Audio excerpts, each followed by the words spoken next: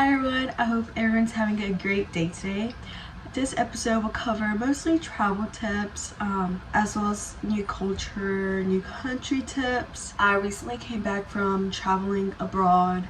I did a study abroad program, 1-month program in Rome, in Italy, which is called Duke in Rome, and also traveled to Mexico this first half of the summer. And it's my first time really traveling out of the country, so I definitely learned a lot as a first time person that travels regarding luggage, regarding what you need, regarding outfits, how you can take a few outfits but make a lot out of these few outfits. So first of all, I'm going to start off with like packing, all that deal with packing. Personally, when I went to Italy, I just took a backpack and a carry-on. That's all I took for a month-long trip.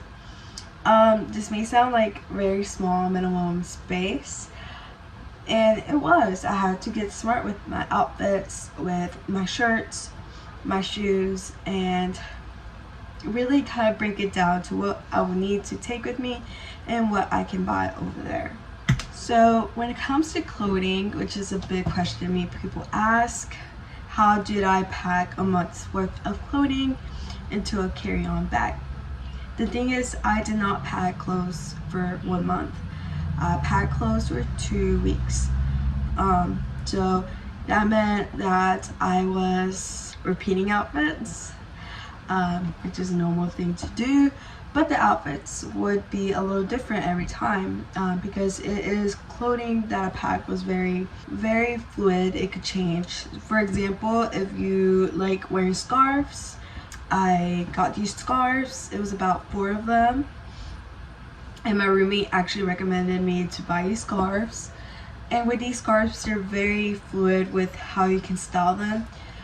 For example, for the scarves, you can have them as a bandana. Maybe you want like a top, put on a bandana, or you want to like maybe style the scarf as a backless top. You could also style it as with like a necklace and tie it like a halter top, I think it is.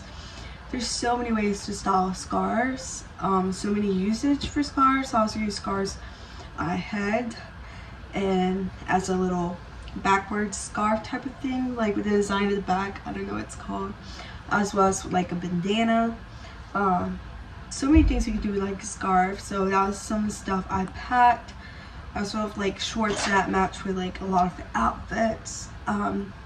Yeah, and I made sure to look at the weather and make sure that when I was packing matched the weather.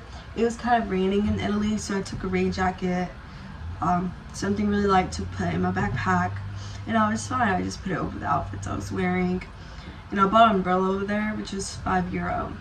It's just relatively cheap. And also when I'm packing my stuff, I make sure to roll it up.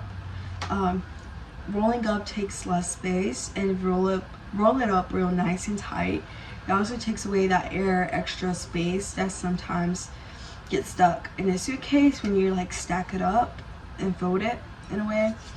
That really helped me a lot. And when I packed, I made sure to leave a little bit of space because I knew I was going to bring stuff back. I knew when I was packing that I was going to bring things back, so I made sure to kind of leave some room for that. Also, with your backpacks, you can like get very creative with what you put in your backpacks. Personally, I had to take a laptop with me because I was taking class, so my personal bag did carry my laptop. It carried personal items, it carried my makeup, it carried my 3-ounce bottle of liquids. Made sure to leave some space in my backpack as well, so I could bring stuff back. And one thing also is that you're probably going to use up your liquids, which can leave some room in your backpack, so I definitely recommend having that in mind. So that's like my top tips in packing. Make sure you follow guidelines, TSA guidelines when it comes to liquids. I know carry-on and personal bag, it's a limit of 3 ounce, I think, 3 ounce liquid limit, so make sure you pack that. If not, they're going to take your liquids away from you if it does not meet those requirements. When it comes to check-in bags. When I went to Mexico, I did take a check-in bag, a carry-on, and the backpack because I was taking gifts and stuff to my family back in Mexico. So my check-in bag was overweight. I think it weighed 69 pounds. It was an expense I was willing to make. Check-in bags are maybe not for everyone. The thing is, like, you have to go pick up your bag once you arrive at the airport of your destination, of your final destination, which can be tedious. When I arrived to Mexico City, it took me about an hour to get my backpack, not my backpack, my check-in bag, which was a long time considering I had people waiting for me so I could go to my family's place. It was a little frustrating, check-in bags, but that's just how it goes. And if you don't want to wait, if you're in a rush to get to some place, if you just don't want to carry a big old check-in bag, don't bring a check-in bag. Do your best with a personal bag and a carry-on. Think about carry-on bags if this is your first time traveling. It's that when it comes to carry-on bags, you're not always guaranteed a space in the overhead rack in the airplane, meaning that sometimes you're going to have to check in your bag. But when that happens, usually the airline makes an announcement in the waiting area, in the gate area, that there's not enough room for groups 8 and 9, which groups 8 and 9 are the last groups to board the plane. When that happens, they usually let you check in the bag for free. But the thing about checking in bags that are your little carry-on is that you're checking the bag in anyways. So maybe it would have been better to bring in a check-in bag because you're gonna have to like go pick it up like if it was a regular check-in bag.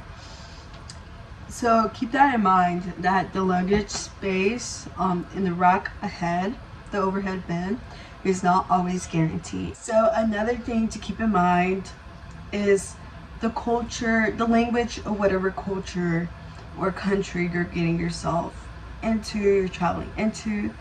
I think it's really important to know like basic keywords to help you on the way. For example, where's the bathroom could be a really good one. How much is this when trying to buy something or purchase something.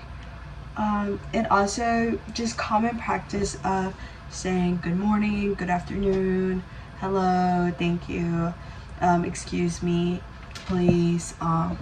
Just because some cultures are a little bit more focused on having manners, on greeting people, being thankful, saying thank you. And if you're going to a new country, I think it's really important to respect their traditions, respect their customs, just to be a polite person there. And you don't even know, like, having a good attitude could help you. Some things I also want to point out is currency. I think it's really important to know what kind of currency they're using, the conversion, just to have some type of baseline to know how much you're spending. 5 euros is a little bit more than $5. 5 pesos is a lot less than $5. And it's just important to keep that in mind, that conversion, because you also want to keep track of how much you're spending. Oh, and when it comes to using new currency, make sure you kind of have some back practice, like backhand practice with it, backstage practice with it, just because you don't want to be the person there trying to figure out what bill is what. I mean, they have the numbers on it, but at the first try it might take you a while, and it could point you out as a tourist, which is not a bad thing. But in situations that's not the best thing to be pointed out as a tourist, please avoid it. For your own safety, to not get scammed. Once again, for your own safety, you never know what people are out there. Also, I would stress this so much. In Rome and Italy, I would use public transportation, I would use buses, and we were stressed so hard to watch our bags.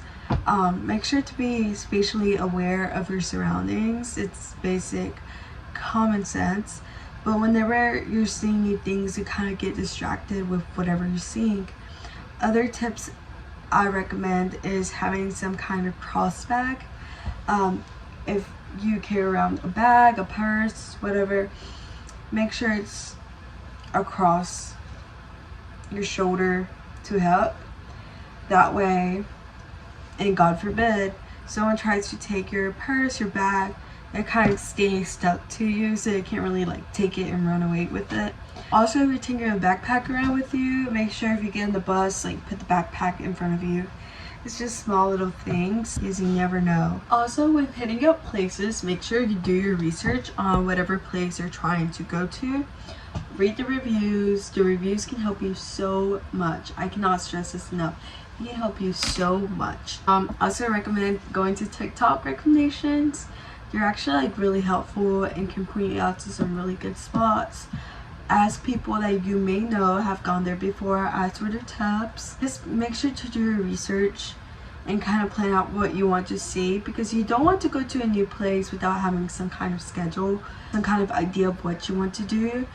It's really good to have a plan, especially if you're on a time crunch. So I cannot stress this point out enough when it comes to safety.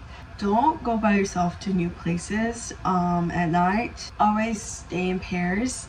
I know it sounds so basic, so common knowledge, but it is so important. I cannot stress this enough. You don't want to be vulnerable. You don't want to be a target, especially if you're a person that may get catcalled, and you don't feel comfortable with it or safe. Make sure you're not alone. You're in a group, because sometimes it seems easier to target on single individuals than a whole group, and sometimes the whole group might get targeted as well, as that was like one of my experiences in Rome. But make sure to not walk alone. I'm trying to think of other tips I may have on the top of my head. Also, carry medications that you may need with you, whether that is an allergy, painkillers, maybe like nausea pills as well if you're like very nauseous when it comes to long trips, flights. Just make sure to carry around with you what you use on the daily at your everyday life that's necessary for your health. In the summer, stay hydrated. Drink lots of water and use sunscreen. Take care of your skin. If not, you're gonna break out in blisters, get skin cancer later on. Just take real care. Just take real good care of your skin. Also, bring walking shoes with you. I know people like to be very fashionable, very nice looking, but if you're in an area where you're gonna walk a lot, make sure to bring some walking shoes. It's basic common sense. That's not so basic common sense to some people. Oh, and also, some things are just walkable distance. If you're a walking person, you can walk to places and save money on like an Uber, a taxi, whatever. I really recommend walking. Like, I cannot stress this enough. Walking can save you money. It exercises you. So like, if you're not going to the gym, go walk. Like, only if you want to. If you want to, you don't have to. But if you feel like you are not being as active as you are in your daily life, go for a walk. I really recommend it. Plus, I really enjoy like actually like walking through streets. I feel like I get to know the streets better than just like driving by them. Yeah, and I really recommend it. Also, make sure if you're planning to use Uber, that Uber actually works in whatever area you're wanting to use it. Or if it's a more of a taxi-based area, make sure to know your stuff. Also, if there's like, you're planning to use a bus, make sure you find the bus app of whatever bus system you're using. It's really helpful. It helps time your schedule. Those are the top tips I can think of right now. And if I come up with any more, I'll make it like another episode. Don't really know what I'm planning for the next episode.